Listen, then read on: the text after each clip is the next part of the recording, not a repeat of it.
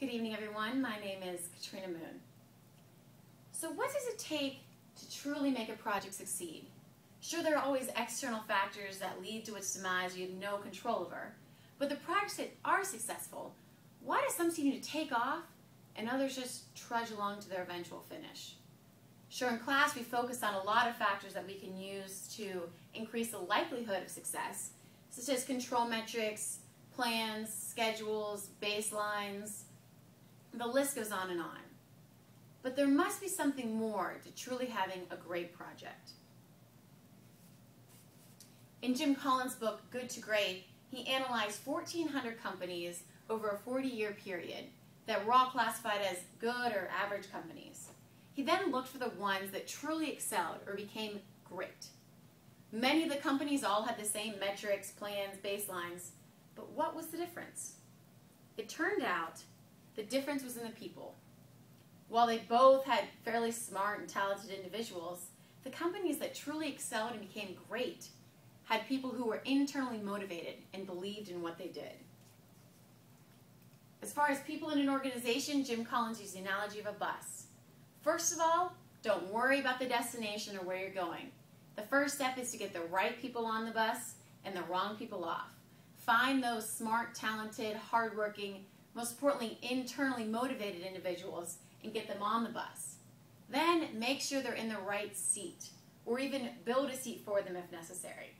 I work as an F-16 engineer at Tinker Air Force Base, and we have one of the smartest, talented, most knowledgeable F-16 control systems engineers working at the parts acquisition section. Definitely the right person on the bus, but clearly in the wrong seat. By getting these right people on your bus, you mitigate one of the biggest problems in project management, motivation. I'm not saying that they will always be the eternal optimist busy bee, finishing their work ahead of time with a smile on their face, but with an internal drive and people who believe in what they're doing, the battle for motivation is 90% won.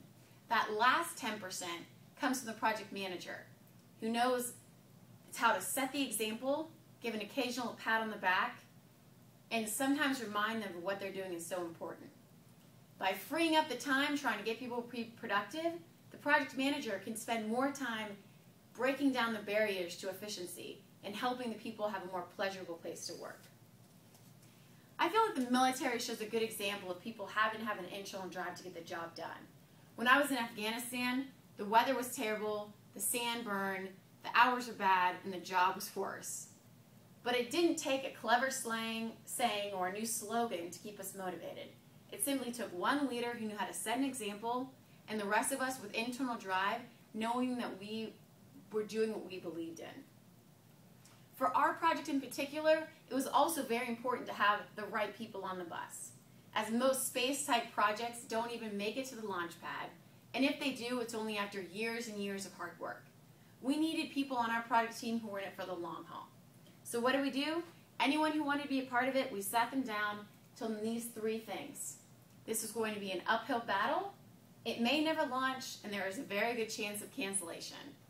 Anyone who was in it for the short-term goal was weeded out at that point.